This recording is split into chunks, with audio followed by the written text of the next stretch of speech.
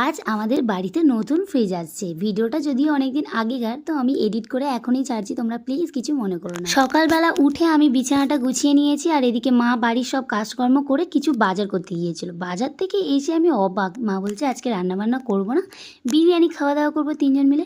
ওই জন্য 3 প্লেট বিরিয়ানি নিয়ে চলে এসেছে, আমি ভাই মা খাবো বলে। আমার তো খুব মজা লাগছিলো, রান্নাবান্না কিচ্ছু নেই, কি বলো মজা লাগবে না। তারপরে খাওয়া দাওয়া করতে না করতে আধা ঘন্টা 1 ঘন্টার মধ্যেই দেখি না কল আসলো যে ফ্রিজ চলে এসেছে। তারপরে ফ্রিজটা দিয়ে গেছে, জানো তো গাইস, যেদিন ফ্রিজ দিয়ে গেছে অ্যাকচুয়ালি সেদিন ওপেন করিনি, ইনস্টলের জন্য আরও 2 দিন ওয়েট করতে হয়েছে। তো ওই জন্য আমি একেবারে ভিডিওটা করে তারপর তোমাদের সঙ্গে শেয়ার করছি।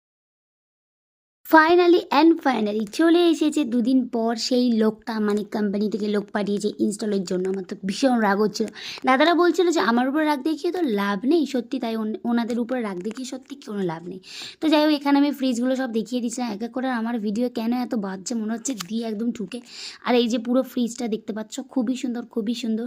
মানে বাইরে থেকে যেমন সুন্দর দেখতে, তেমন ভেতরটাও অনেক জায়গা আছে, অনেক স্পেস, আমি অনেক কিছু রাখতে পারবো।